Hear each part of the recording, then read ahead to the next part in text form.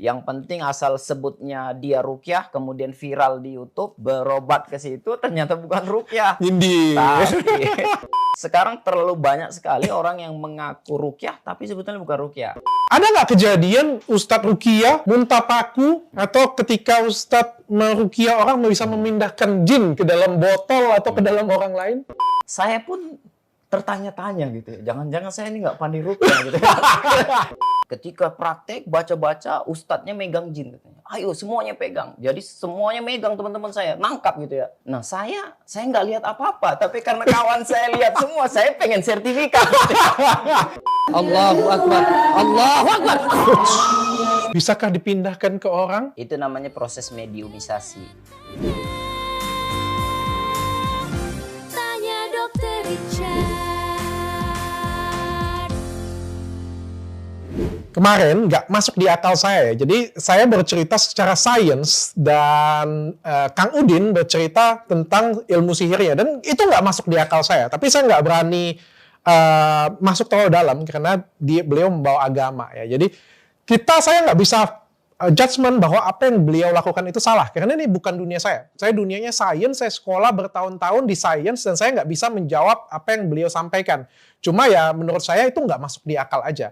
Dan untuk kita bisa menjudgment sesuatu itu salah ataupun benar, maka kita harus tahu yang benar dulu yang seperti apa. Dan maka kita harus tahu pengobatan secara Islam atau yang disebut dengan ruqyah yang benar seperti apa. Dan hari ini spesial banget kita datangkan salah satu ahli ruqyah di Indonesia, Ustadz Eri Abdul Somad. Selamat pagi. Abdul Rohim ya, sorry. Assalamualaikum warahmatullahi wabarakatuh. Waalaikumsalam warahmatullahi wabarakatuh. Ustadz, apa kabar?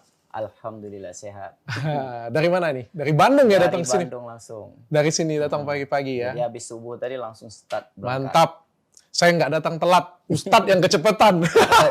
Ya, karena kalau dari Bandung lebih baik cepat daripada telat. Kalau telat macet ya. Sore nanti bisa sampai sini. Tapi memang kegiatan sehari-hari di Bandung.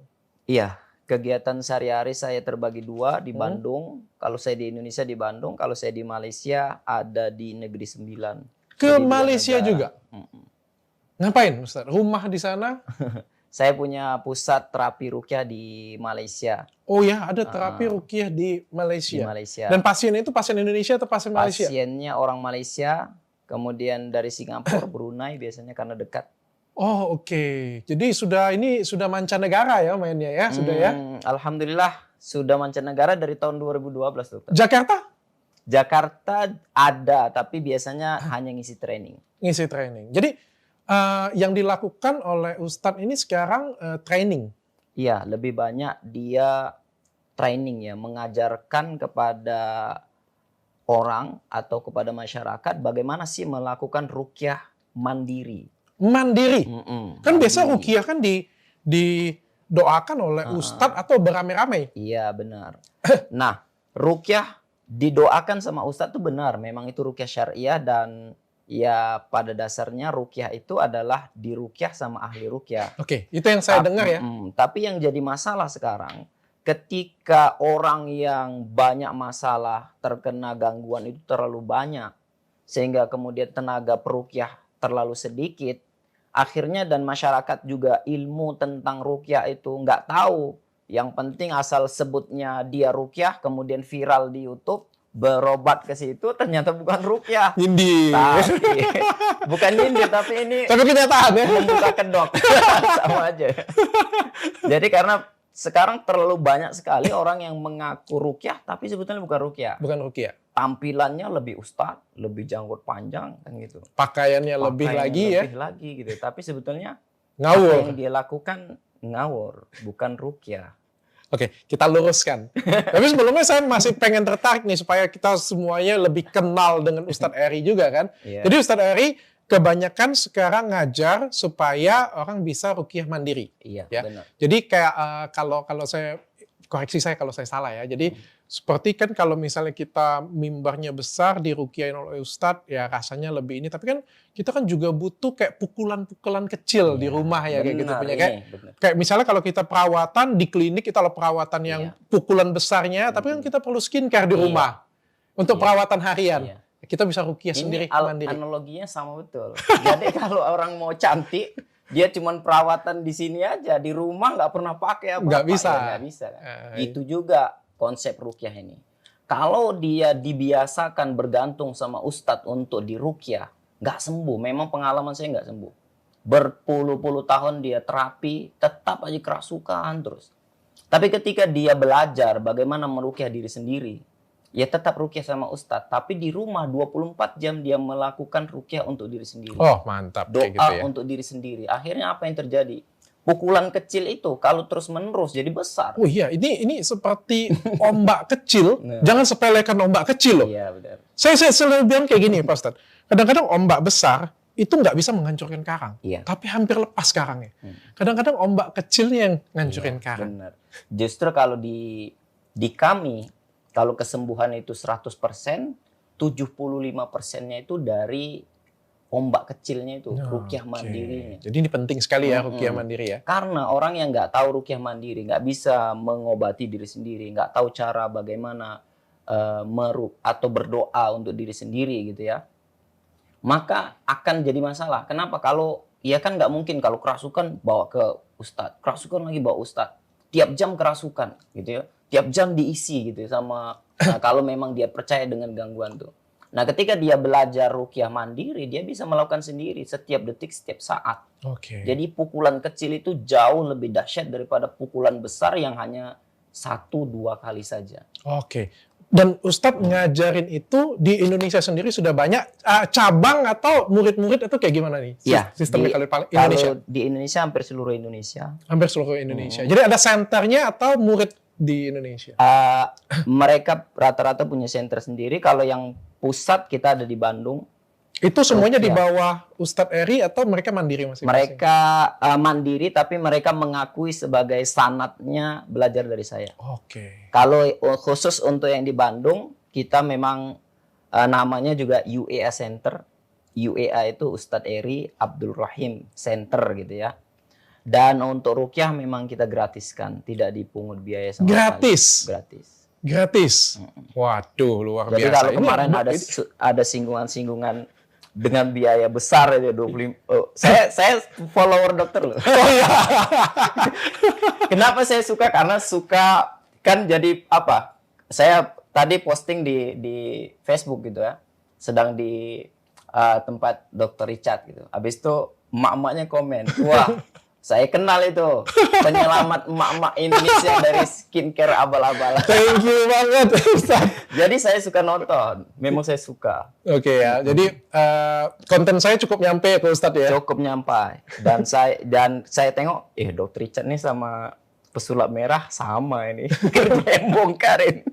Ya beda topik. Beda topik Ya aja. kalau saya kirim abal-abal, Ustadz Merah mungkin lebih ke dukun abal-abal. Tapi makanya saya tertarik sekali angkat ini, Pak Ustadz. Iya. Tapi saya pengen angkat ini mungkin kalau di stasiun TV lain yang diangkat tuh perseteruan antara si Udin dengan sulap merah. Sulap merah. Wah, malah diadu domba lagi kan. Kalau di saya pengen ambil momen ini untuk kita pengen kasih tahu ke masyarakat pengobatan yang benar itu yang bagaimana. Iya. Iya. Oke, kita mau masuk ke inti nih, tapi sebelum masuk ke inti, saya disclaimer dulu. Yang pertama, semua tujuan video kita ini adalah untuk pengetahuan dan edukasi. Ya, yang kedua, pengetahuan dan edukasi yang saya sampaikan adalah untuk pengobatan mana yang benar, mana yang salah. Jadi kita akan masuk ke pengobatannya, karena saya dokter. Ya, saya bukan tukang gosip, saya nggak akan masuk ke perkaranya, ya perkara-perkara perkelahian mereka atau hukum mereka, saya nggak mau masuk sampai ke sana ya. Dan yang ketiga, saya izin Pak Ustadz, saya non-muslim. Iya. Jadi kalau misalnya ada pertanyaan saya bodoh, ada pertanyaan saya agak-agak ngawur, mohon dimaafkan dan mohon dikoreksi, Iya. Pak Ustadz. Iya. Tapi itu murni dari ketidaktahuan saya untuk bertanya. Iya. Oke, kita mulai ya Pak Ustadz ya. Iya, siap.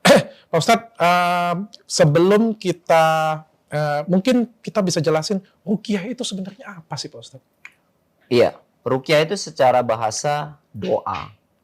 Jadi kalau orang mengatakan bahwa saya nggak bisa ruqyah, sebetulnya salah.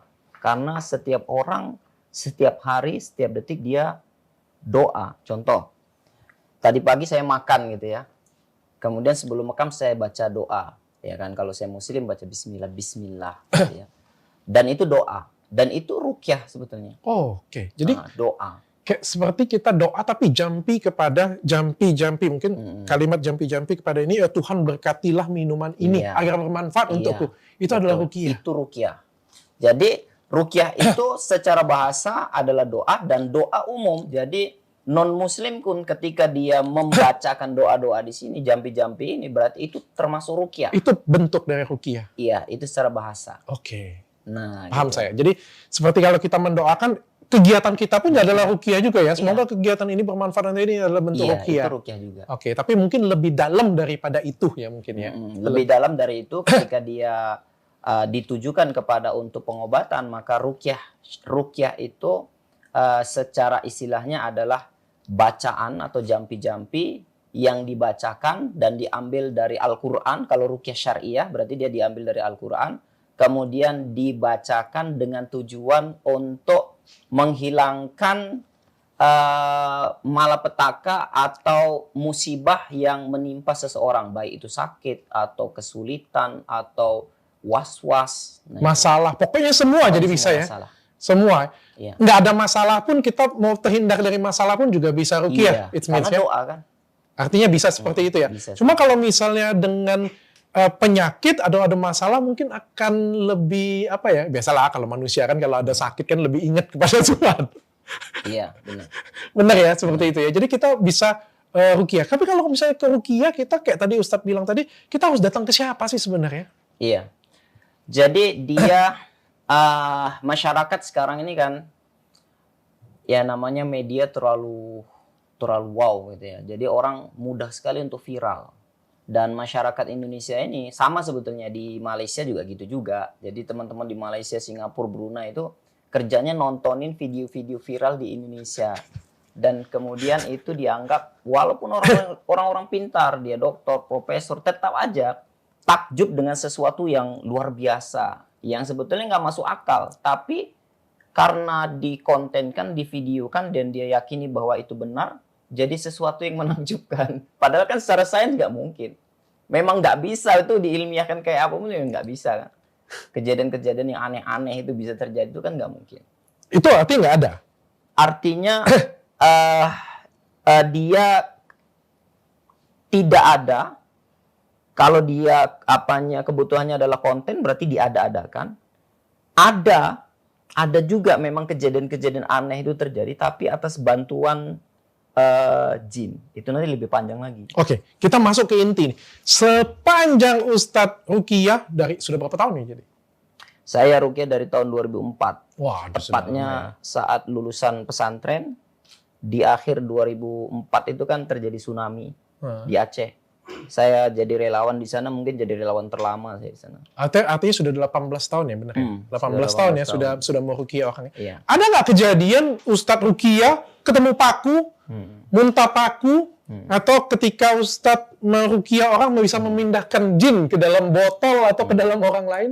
Iya. Jadi ada dua jawaban nih berarti. Ada dua pertanyaan kan? Iya. Pertanyaan pertama, pernah nggak saya meruqyah kemudian keluar paku atau pisau Inggris lah atau apa gitu ya? Obeng gitu. Jadi sebetulnya gini dokter, saya pun tertanya-tanya gitu ya. Jangan-jangan saya ini nggak pandai ruqyah gitu. Kenapa? Karena saya lihat nih orang meruqyah kok keluar paku, keluar kaca gitu ya. Nah, jadi saya tertanya-tanya, pengen juga dalam hati, ya Allah kalau saya ruqyah boyo sekali-sekali keluar kaca gitu ya. Supaya saya ini nampak mantap. Ternyata enggak juga. Baru kemudian akhirnya saya menyimpulkan, oh memang enggak ada. Itu memang trik berarti.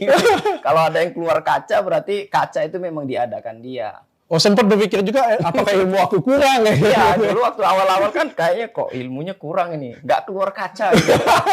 Sementara itu yang viral-viral itu keluar kaca, keluar paku kan. Enak aja gitu ya. Nah, itu yang pertama. Jadi seumur hidup saya belum pernah sekalipun meruqyah yang keluar kaca. Jadi apa yang keluar kan itu sebetulnya proses detoksifikasi. Jadi jin itu ketika memang ada di dalam tubuh keluarnya melalui muntahan. Jadi apa yang keluar di muntahan itu apa yang baru dia makan. Apa yang dimakan? Itu logis. Kalau dia baru makan soto ya keluar soto. Itu logik. Ini makan soto keluar paku ya logik. Makannya soto keluar paku.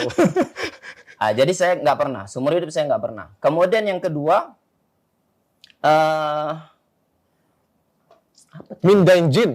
Mindahin jin ke botol ya. Jadi dulu ketika saya ngisi training di Malaysia, menarik. Ada salah satu murid saya itu datang ke saya, dia cerita, Ustadz saya dulu pernah belajar sama guru saya, ahli hikmah. Kan kalau yang Gus-Gus, yang macam Gus Samsudin bilang dia ahli hikmah. Ahli hikmah. Ahli ilmunya ilmu karomah. Jadi dia belajar sama itu ahli hikmah, ilmu karomah, diajarkan bagaimana cara nangkepin botol, nangkepin jin dimasukin botol, gitu ya.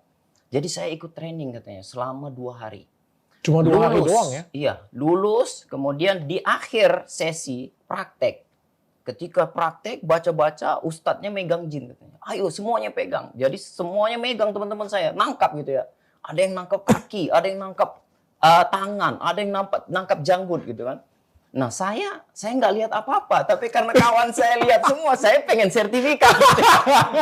Akhirnya saya juga pegang.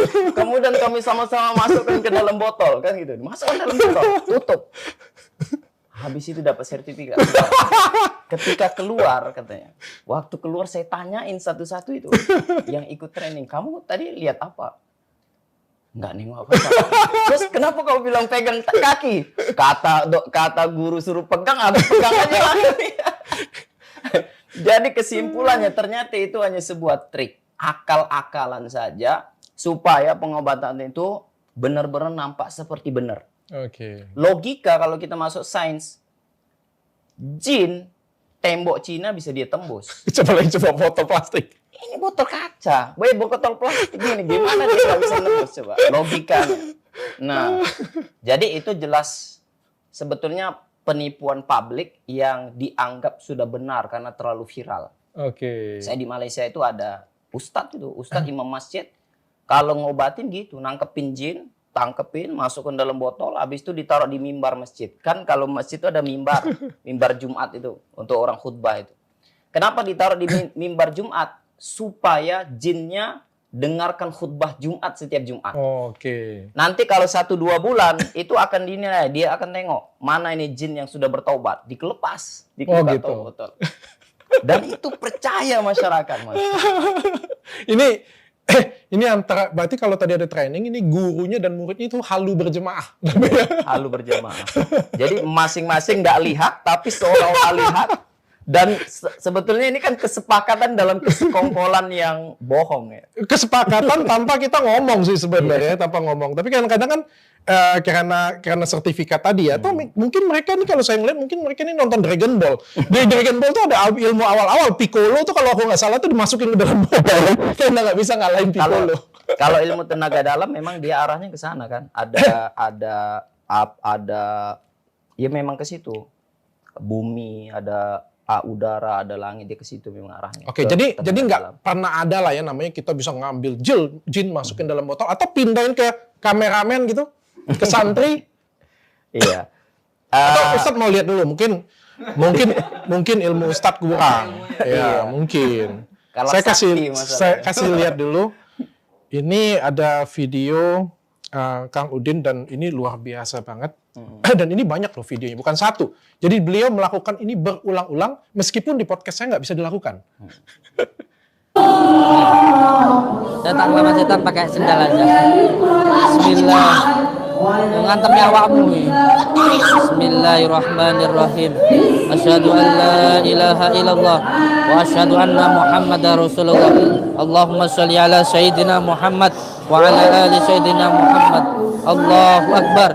Allahu akbar. Allahu akbar.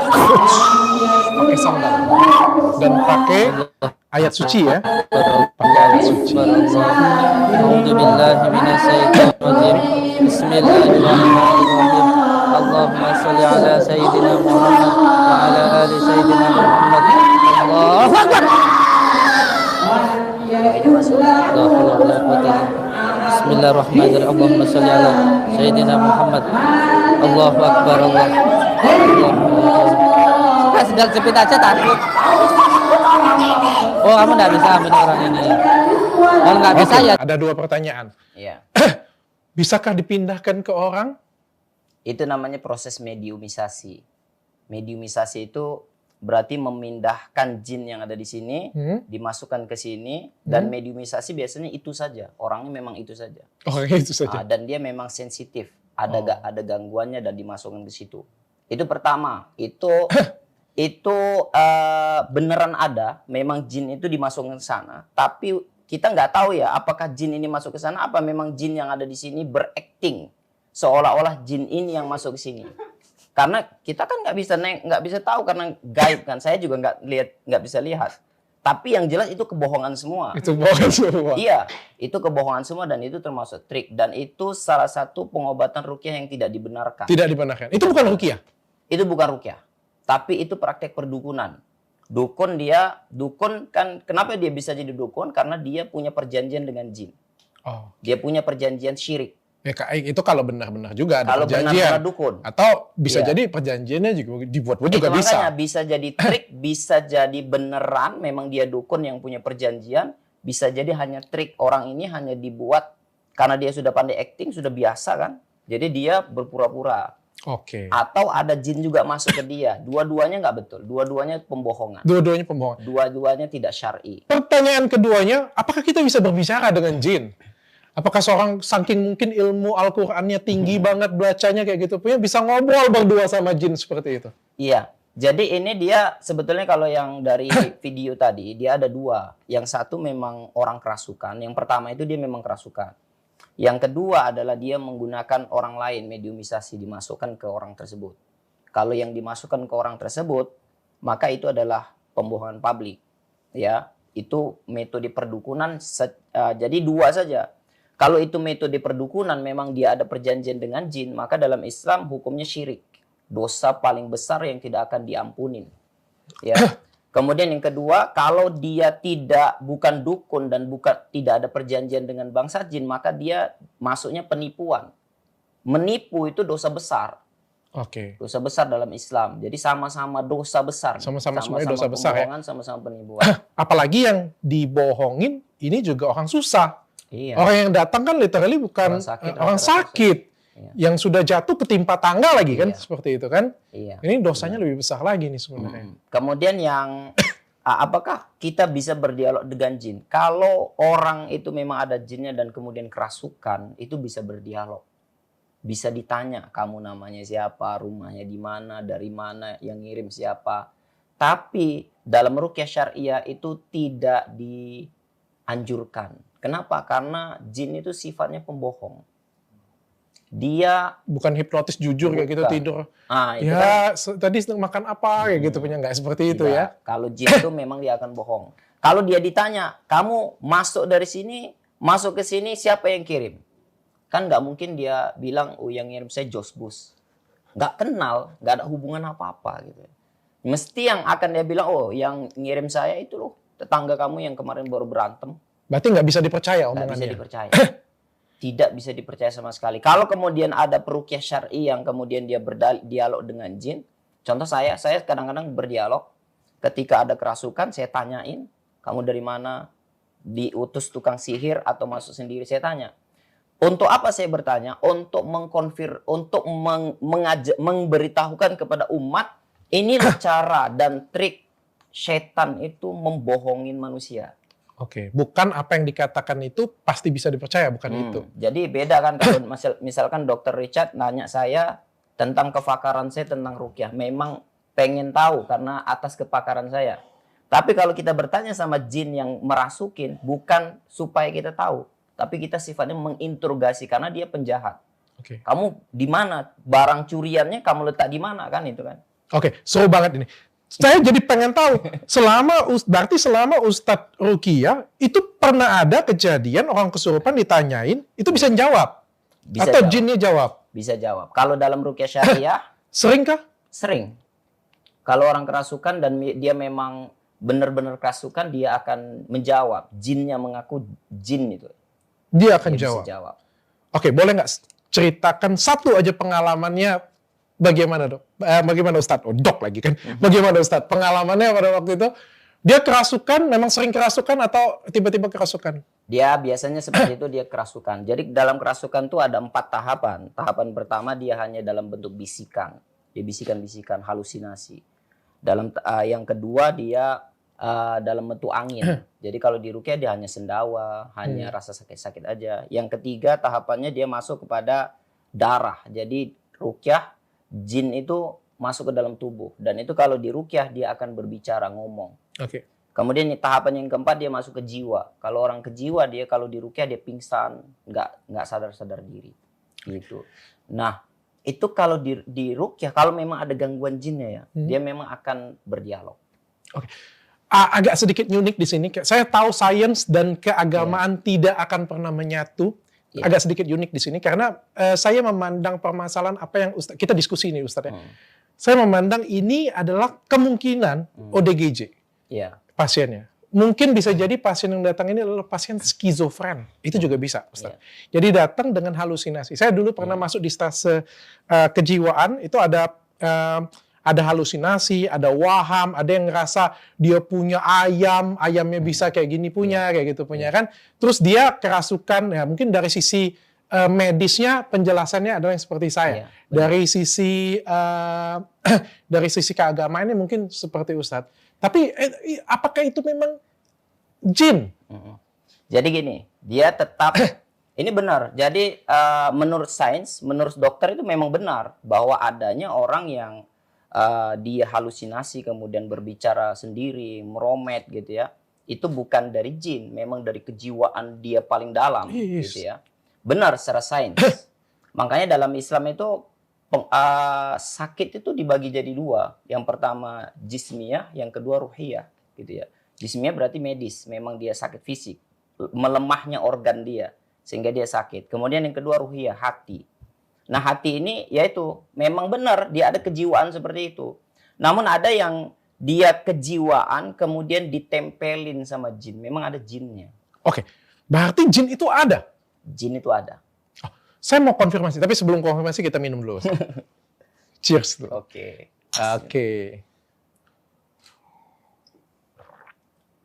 Ini minuman kolagen saya. Ini minuman kolagen pertama di Indonesia yang 12.000 international unit. Jadi kolagennya paling tinggi dan ini sebenarnya tanpa pemanis buatan. Rasanya gimana? Saya kira tadi jus. Bukan jus, ini minuman kolagen. Ini bisa buat kulitnya jadi lebih kenyal, lebih cerah. Karena di dalamnya ada DNA salmon dan ada glutathione. Berarti saya cocok pakai ini. Wah, berarti harus dikirim. Dan juga kalau untuk orang yang sudah berumur, ini bagus banget untuk tulang dan sendi. Oh iya? Ya, jadi kayak ibu saya dulu, kalau makan obat, kalau dia makan, dia kan sakit-sakit kaki nih. Ya. Kalau makan obat penahan sakit, kena mah. Nggak makan obat ini, nggak bisa jalan. Jadi saya kasih ini, tapi 2 bulan minuman kolagen, dan dia bisa jalan kemana-mana, nggak sakit lagi. Jadi memang untuk sendi dan memang untuk tulang. Kalau untuk orang tua ya. Tapi maksud minumnya jangka panjang. Nanti saya akan bungkusin untuk Ustaz. Ya, tapi ini enak. Mantap. Atau Ustaz mau kopi? Ah, ini kopi stamina laki-laki, Ustaz. Kemarin Ustaz Dery minum ini. Ini kopi untuk stamina laki-laki. Nanti nggak bisa tidur. Ya. Tapi saya ritual dulu, habis itu tidur. Tidurnya lebih nyenyak. Kita lanjut, Ustaz. Jadi jin itu, kalau misalnya jin itu ada, ini koreksi saya kalau saya salah ya. Saya pernah lihat di TikTok ya kan, namanya kita belajar sekarang kan bisa online nih, nggak cuma belajar dengan guru nih.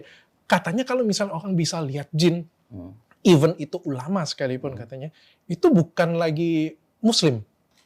Betul nggak, Mas? Jadi perkataan dari Imam Syafi'i itu, kalau ada orang yang mengaku bisa melihat jin dalam bentuk aslinya, maka persaksiannya ditolak. Dan dia dihukumi sebagai pendusta. Itu memang benar. Memang itu perkataan. Berarti saya nggak salah dengar di TikTok.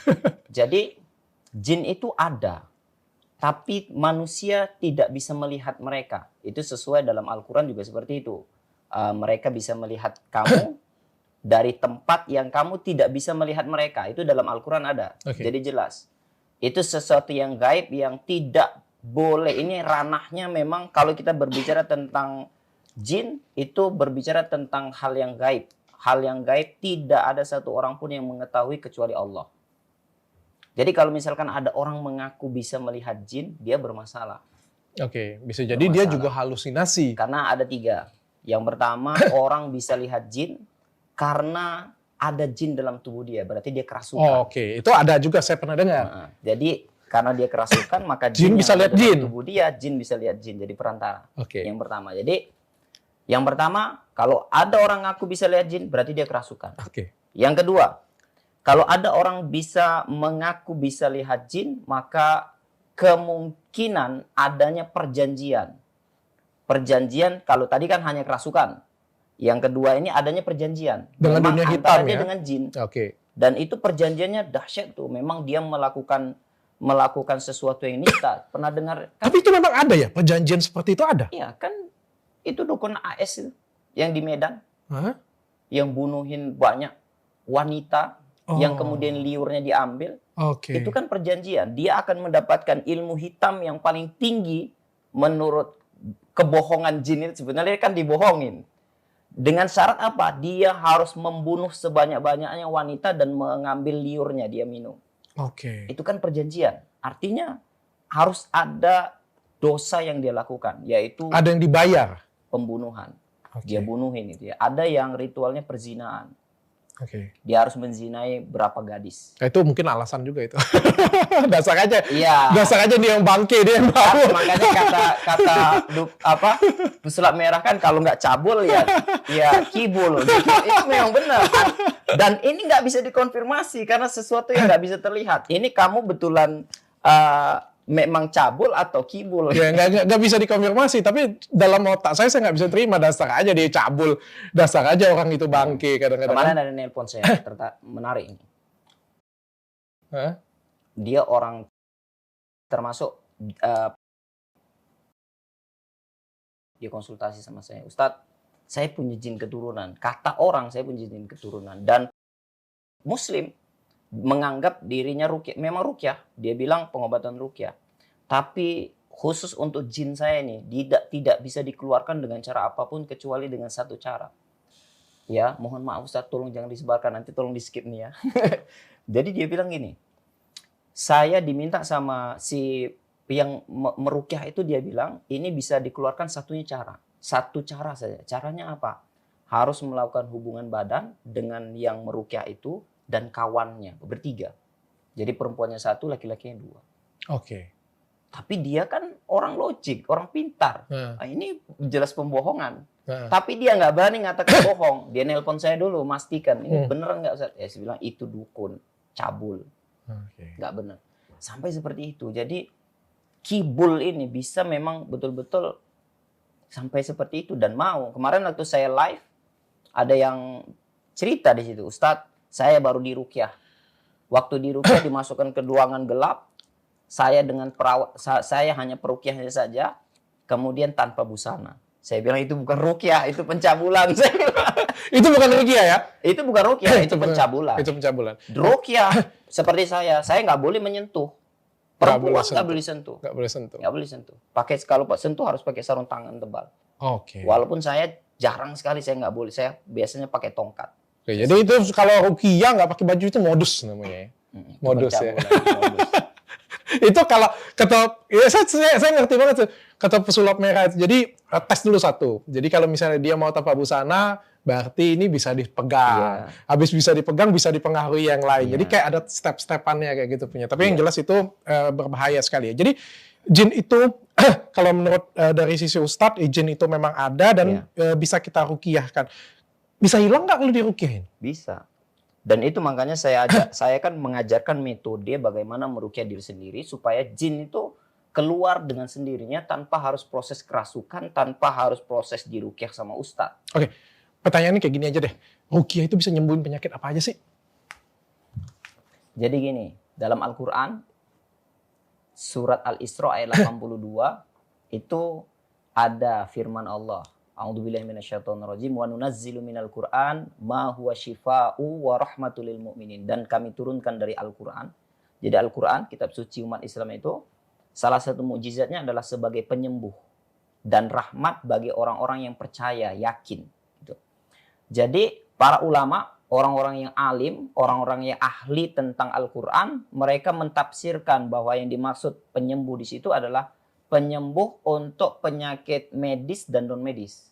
Jadi orang yang kena medis pun ketika dia dibacakan Al-Quran, dia akan menenangkan. Bukan menyembuhkan secara total, diruqyah kemudian sembuh, enggak ya. Oke. Tapi dia menenangkan jiwa sehingga kemudian mempercepat kesembuhan. Iya. Kalau orang jiwanya tenang, hatinya tenang, Betul. menerima pengobatan, lebih mudah sembuh. Selnya akan lebih cepat untuk perbaikan. Benar itu. Maksudnya di situ. Dan itu sudah ada penelitiannya memang. Iya. Ya jadi jangan kan kayak gitu ya. Misalnya kita datang ke dokter, tidak percaya dengan dokter itu, dengan kita percaya dengan dokter itu, benar. dipegang oleh dokter itu aja bisa sembuh. Iya. Itu makanya saya bilang rukyah tidak bertentangan dengan sains karena dia akan beriringan. Oke, berarti berarti ruqyah ini adalah bentuk doa yang pengobatannya itu mendoakan. Iya. Jadi bukan mendoakan sembuh kayak gitu punya, enggak.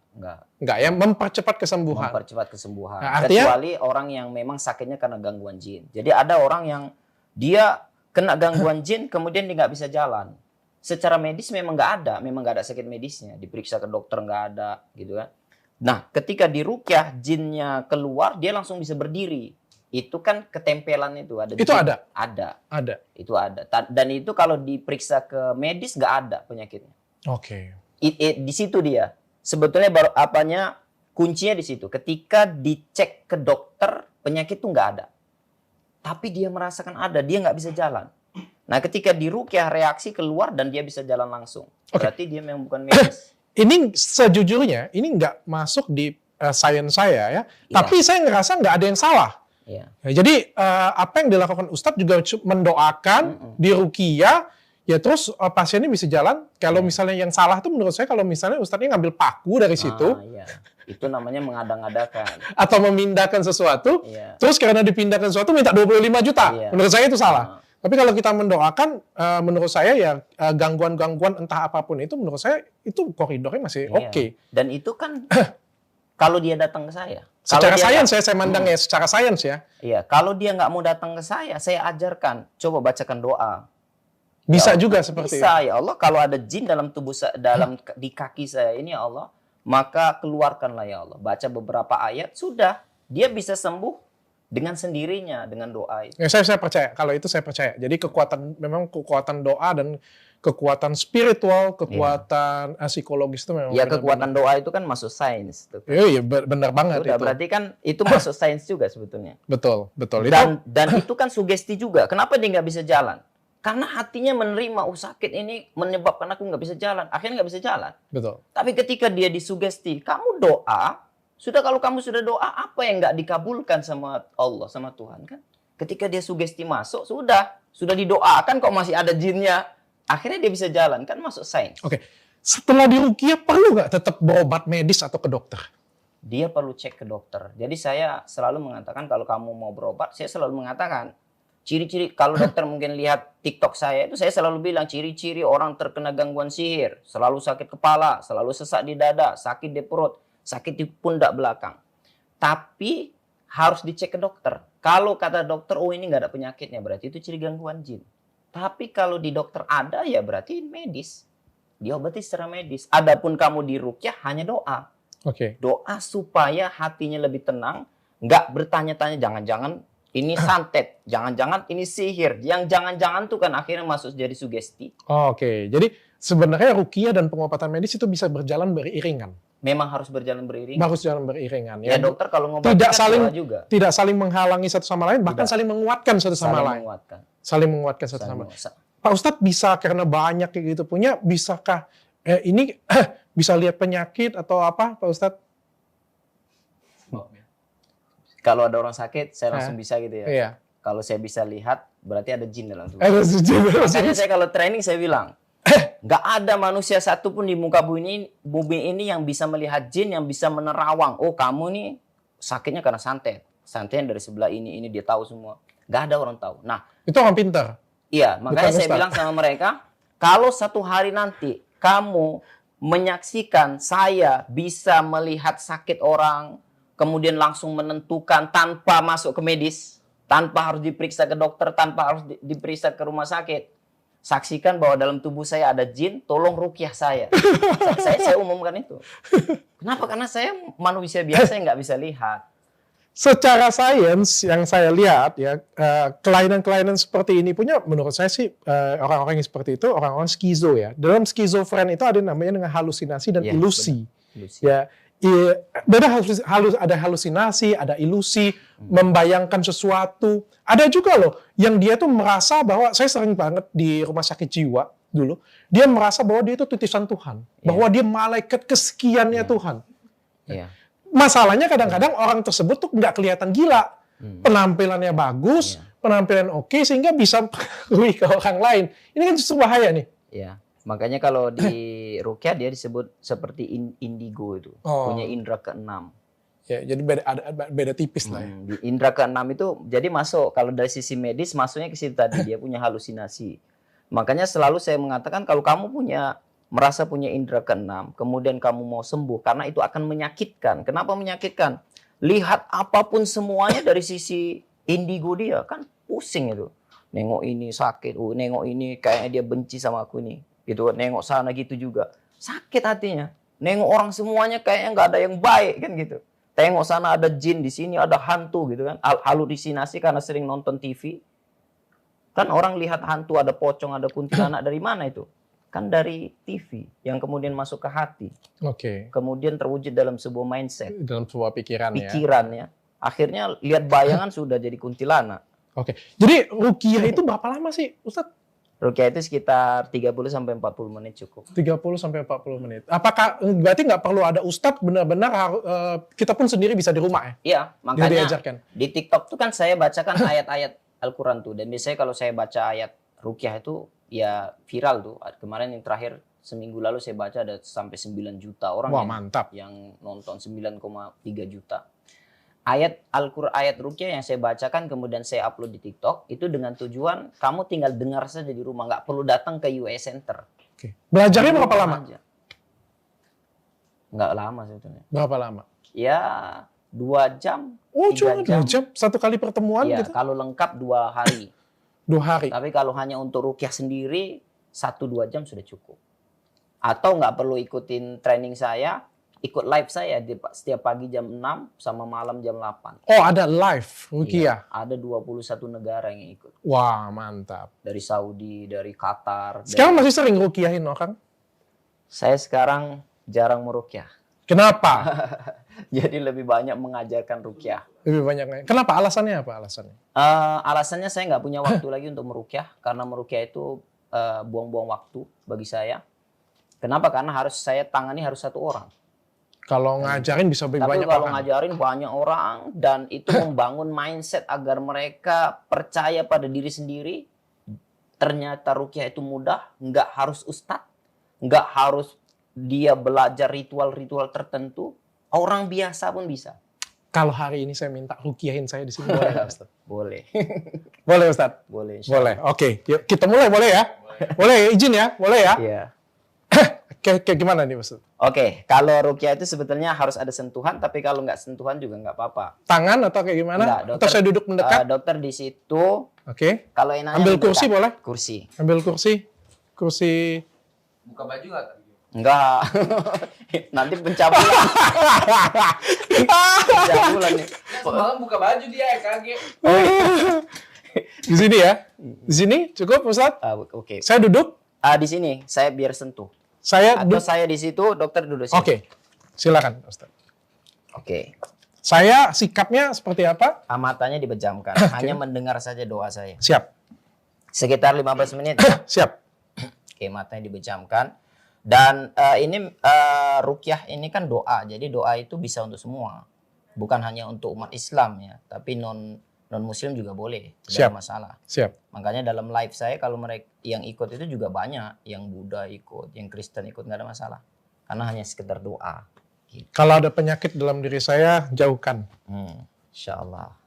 Yang kalau dokter nih, yang dekat dia adalah ain. Ain itu orang dengki. Jadi dengan doa, insya Allah itu akan hilang.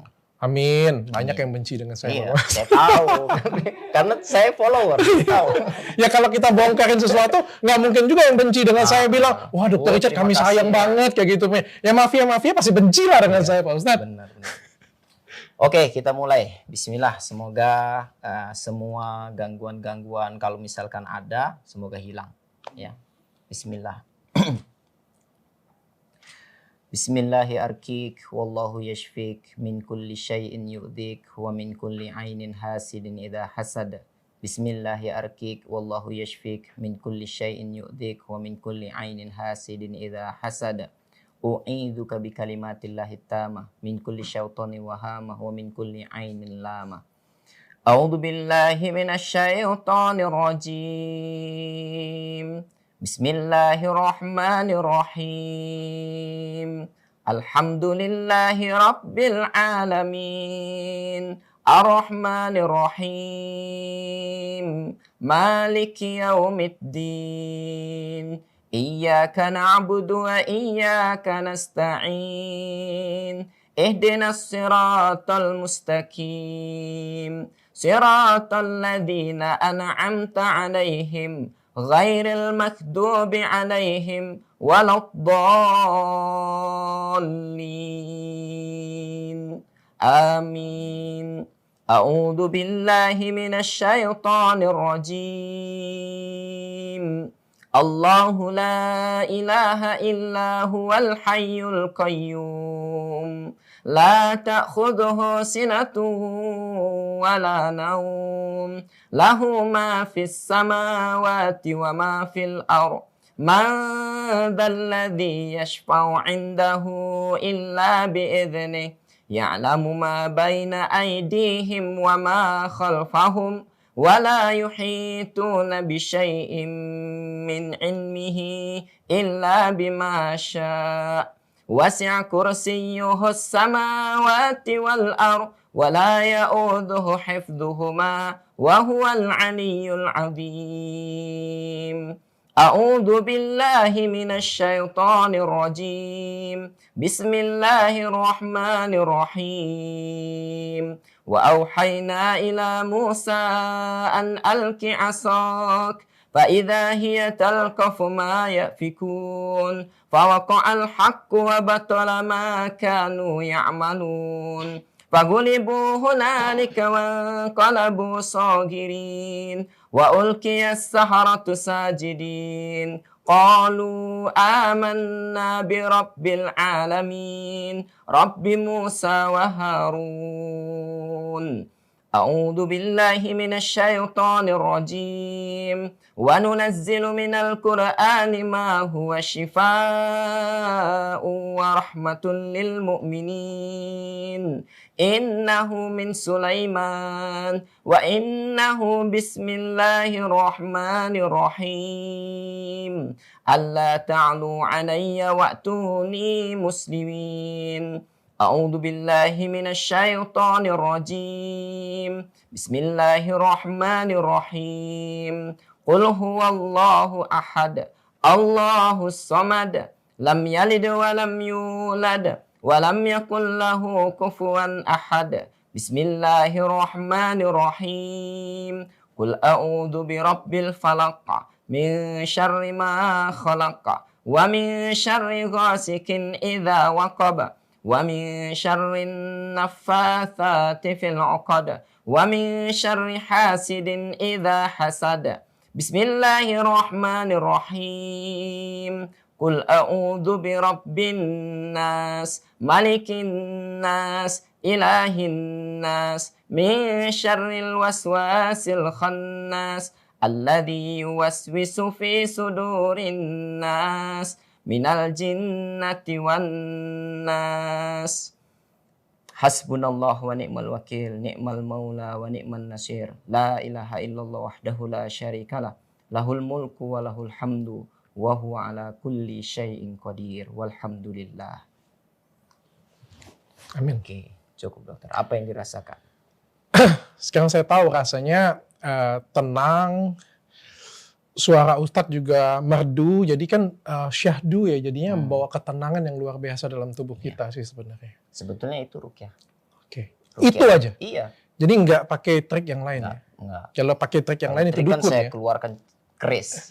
Oke, tapi saya paham dan apa yang disampaikan saya ini kalau misalnya dilakukan jangankan itu ya, saya sendiri saja yang non muslim saya merasa kalau misalnya itu dilakukan setiap hari ke saya itu akan bawa dampak yang besar sekali ke saya. Iya, menenangkan. Besar sekali. Sebetulnya kan kalau orang tenang, penyakit jauh. Besar sekali. Orang kalau tenang dia nggak akan kerasukan jin. Kalau tenang dia tidak akan terkena sihir. Kenapa? Karena orang tenang dia punya jiwa yang kuat, keyakinan yang kuat. Jin nggak bisa ganggu. Oke. Penyakit juga nggak bisa ganggu, kecuali fisiknya sudah lemah. Oke. Silakan duduk lagi, Pak Ustadz. Terima kasih Pak Ustadz sudah bersedia bangkunya meruqyah saya. Beruntung sekali saya. Pak Ustadznya nggak mau diruqyah. Karena maunya training aja supaya makin banyak yang pintar. Ya, tapi hari ini saya diruqyah. Wih, senang. Pak Ustadz, kalau misalnya Pak Ustadz meruqyah orang atau ini ya, ngobatin orang tuh biasa dikasih obat nggak sih pulang? Dia sebetulnya lebih kepada obat fisik ya. Contohnya untuk menenangkan. Biasanya saya pakai minyak wangi kasturi. Okay. Karena wangian kasturi, wangi-wangian itu dia akan, kan memang aromaterapi ya. Herbal. Herbal. Dia akan menenangkan wangi-wangian. Oh, herbal ya, herbal. Dia ya. bisa herbal juga seperti madu, kemudian bisa habatus sauda, minyak zaitun, dan itu sebetulnya secara sains memang dia akan menguatkan fisik kan. Jangankan itu, bawang, kunyit itu bisa dipakai dalam pengobatan memang. Betul. Ya, jadi tapi obat medis tetap jalan lanjut. Obat medis tetap harus jalan. Jadi tetap dikonsultasikan kepada dokter. Iya, jadi bagi kalian semua, terutama sakit-sakit yang menurut kalian aneh, seperti misalnya kencing manis, kanker, ataupun apapun lah di luar sana, ya nggak mungkin batuk pilek datang ke dukun kan. Jadi penyakit-penyakit yang berat seperti itu punya, ketika kalian frustasi sebenarnya bukan datang ke dukun, karena frustasi datang ke dukun ya salah sambung. Dan ketika Anda frustasi, saya ngerti, kadang-kadang kita berobat di medis ini kan frustasi, nggak sembuh-sembuh, nggak bisa sembuh, kesel, mana dokternya bilang nggak apa-apa, atau dokternya bilang seperti ini tapi nggak sembuh-sembuh. Dokternya juga ngejelasin tapi memang nggak sembuh-sembuh, belum kunjung sembuh penyakitnya. Dan kita frustasi, datangnya cuma ke satu, ke Tuhan yang Maha Besar. Melalui, mungkin kalau misalnya kita nggak bisa, melalui perantara orang yang lebih dekat dengan Tuhan, melalui ustadz yang benar. Benar. Ya benar seperti ustadz ya. Metode ruqyah mandiri itu sebetulnya mudah. Kalau misalkan teman-teman di rumah mau melakukan ruqyah mandiri tanpa harus berobat ke peruqyah, itu cukup setiap hari mendengarkan ayat Al-Quran 30 sampai 1 jam. Cukup dengarkan. Kenapa? Karena itu akan menenangkan hati dan menguatkan jiwa, sehingga kalau hati tenang, jiwa kuat, pikiran juga pikiran kuat, fresh, semua penyakit dijauhkan. Kalau pikiran fresh, jiwa tenang, tidur nyenyak. Kalau tidur nyenyak sudah kan. Betul. Ini saya punya pengalaman juga. Ketika saya punya banyak masalah, kayak kemarin kan saya punya banyak masalah, saya nggak bisa tidur, lalu saya berdoa kepada Tuhan, saya bilang saya ikhlaskan semuanya ke tangan-Mu Tuhan. Kalau memang jalan saya seperti ini, atau memang jalan saya memang harus dihukum, saya bilang, saya ikhlas. Lalu saya bisa tidur nyenyak ternyata. Ini benar. Jadi ayat-ayat Al-Quran dan doa itu sebetulnya untuk menenangkan hati, sehingga orang yang sakit itu bisa ikhlas dengan karunia Allah. Kan sakit itu sebetulnya karunia untuk menghapuskan dosa dia, untuk mengangkat derajat dia. Kan hidup ini seperti kelas. Ya nggak mungkinlah kita di situ aja landai. Harus ada ujian supaya naik kelas. Begitu juga dengan usaha. Kadang kita naik turun usaha ini kan bikin kita stres dan jadinya penyakit. Sometimes dulu, apalagi dulu ya, kalau sekarang kan mungkin lagi perekonomian saya lagi naik ya. Kalau kayak dulu waktu turun, saya juga naik turun juga. Pada waktu turun saya ikhlaskan. Saya bilang oke, nggak apa-apa, tabungan saya masih ada. Apa yang saya punya masih ada. Kadang-kadang juga kita punya bisnis kan bisa bangkrut, bisa apa ya. Dalam hati saya ikhlaskan semuanya. Kalau memang ini kehendak jalanmu, saya bilang, saya akan ikutin semua takdirnya. Ternyata baik sekali. Benar. Jadi dari sakit, bisnis itu sama. Ketika ikhlas untuk menerima apapun yang Allah berikan kepada kita, maka justru akan naik bukan turun. Mantap. Saya sedang itu juga orang sakit itu juga ketika dia ikhlas menerima sakit yang sudah dititipkan sama dia, bukan dia tambah sakit, tapi justru dia sembuh. Contohnya itu banyak. Dan juga mungkin saya ceritain dikit, ini penting banget. Ketika orang sakit, ketika Anda sakitnya berat sekali. Contohnya kayak gini ya, kanker stadium 3. Saya pikir bukan hanya medis. Saya pikir ustadz pun akan sulit untuk menyembuhkannya. Tapi ketika datang ke ustadz, diberikan pencerahan dan dia menerima penyakit ini Iya. dengan segala keikhlasannya. Sakitnya ini menjadi hal yang berbeda. Bukan artinya sakitnya menjadi sembuh. Benar ya Ustaz ya?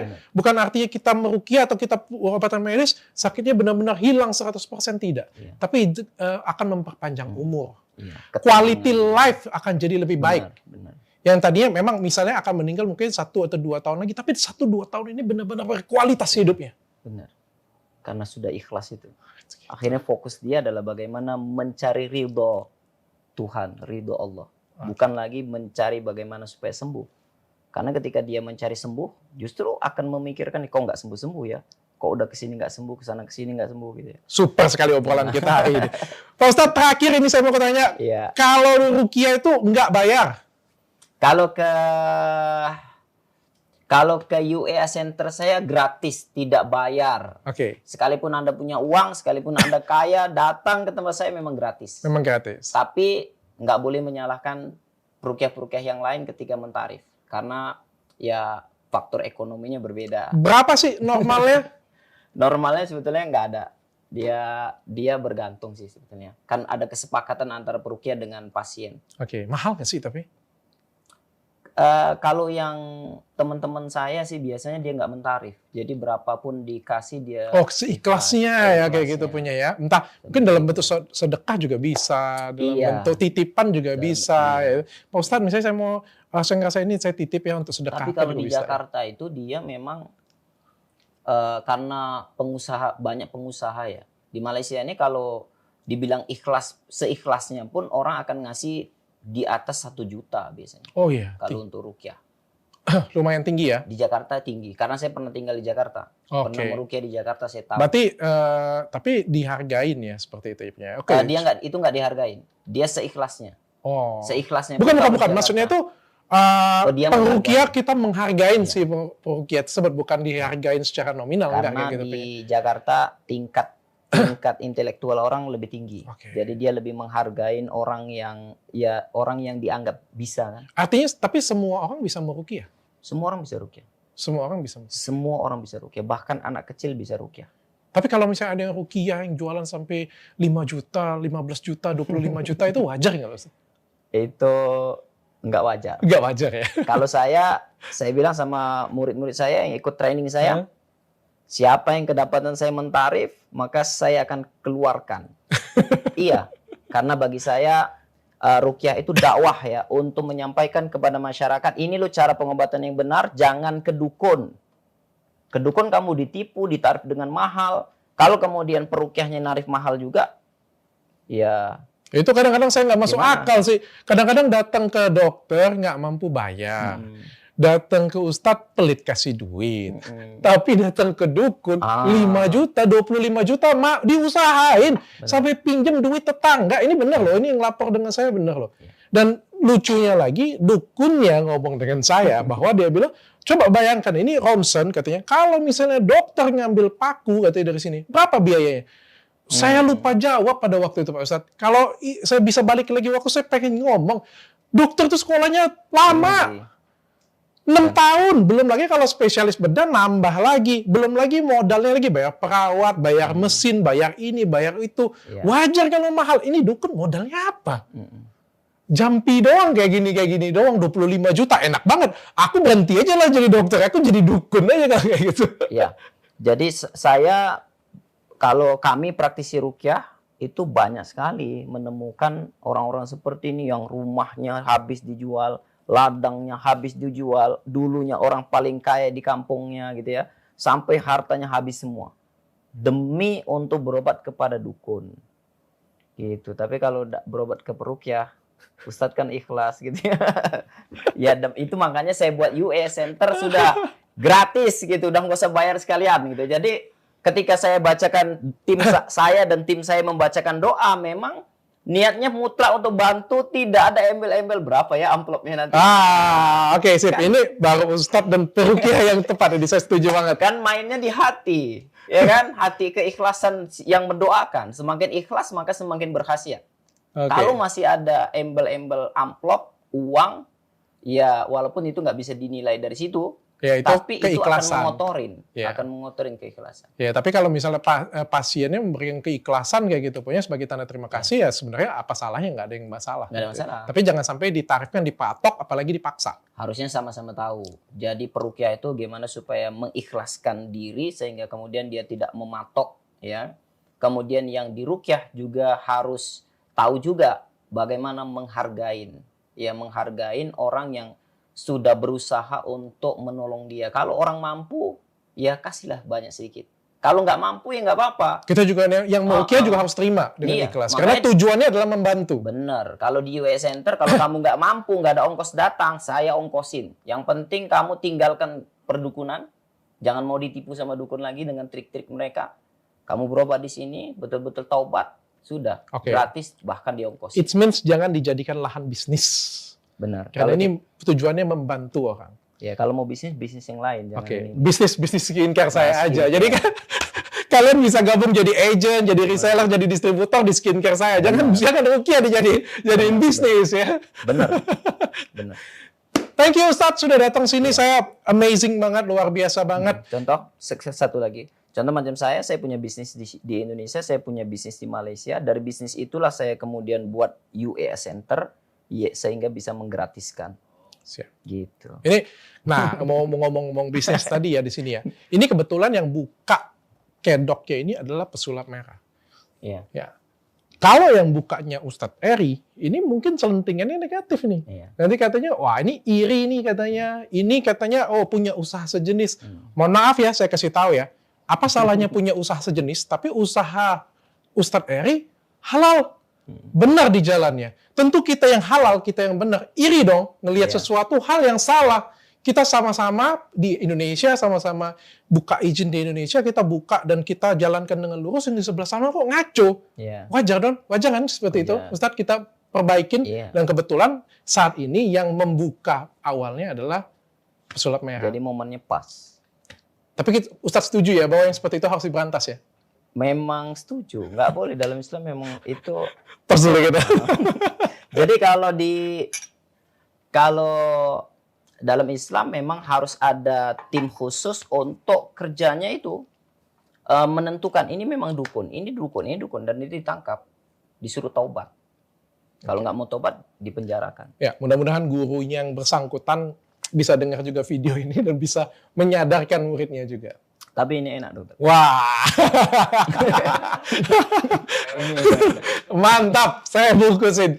Bukan cuma enak, itu nggak pakai gula loh. Iya ya. Kok bisa? Kalau nggak manis pakai ya? gula itu dia nggak bikin gendut dan nggak bisa bikin kencing manis. Tapi banyak manfaatnya. Ini Tapi saya spesial. percaya sama dokter karena dokter suka membongkarin skincare abal-abal gitu ya. Ya nggak mungkin buat abal-abal. Ustaz, jadi saya ini sulit loh. Iya. Tahu nggak kenapa? Karena saya bongkar seperti ini punya kan, saya kan dicap orang sok baik, sok paling benar. Makanya produk saya itu harus benar. Kalau nggak benar saya itu malu, saya digantung duluan. Kasar ngomong itu. Jangankan itu satu celah, satu titik aja di tempat saya itu bisa dibongkar. Karena apa? Karena saya sok benar. Ibaratnya kayak gitu, Ustadz. Iya. Jadi kayak misalnya kita menjadi pemuka agama ini kan ya harus memberikan contoh ibaratnya. Salah aja itu bisa. Bukan kita kan dinilai dari apa yang kita pakai, apa yang kita kenakan. Makanya saya bilang sama tim saya sudah komitmen seumur hidup untuk UWE Center ruqyah gratis supaya tidak ada celah orang menuduh yang bukan-bukan. Oke, saya bukan Ustadz nggak pernah minta saya promosi, tapi kalau misalnya mau belajar di mana nih Ustadz? Hubungin dia. Kalau mau belajar bisa ke IG saya bisa. Ke TikTok bisa, kemudian ke YouTube juga bisa. Nanti ada admin. Oh, ada adminnya ya? Nah, kita ada training-training untuk belajar ruqyah. Oke. Thank you Ustadz. Sangat membantu sekali. Sisanya silakan kalian sendiri nilai. Saya akan buat 8 episode tentang dukun palsu berkedok agama. Saya nggak mau berdebat, saya nggak mau berkelahi, saya nggak mau tunjuk-tunjukkan dengan dia, saya nggak mau tuntutan juga dengan dia, karena tugas saya adalah seorang dokter, saya cukup mengedukasi saja. Episode 1 saya sudah datangkan dukunnya, episode 2 saya bongkar triknya, episode 3 kita akan bahas secara agama, kemarin sudah tayang, episode 4-nya kita contohin ruqyah yang benar bagaimana. Ya, akan ada 7-8, silakan kalian yang nilai sendiri, cari kesembuhan kalian sendiri, cari hikmah kalian sendiri. Thank you semuanya. Misteri Chat.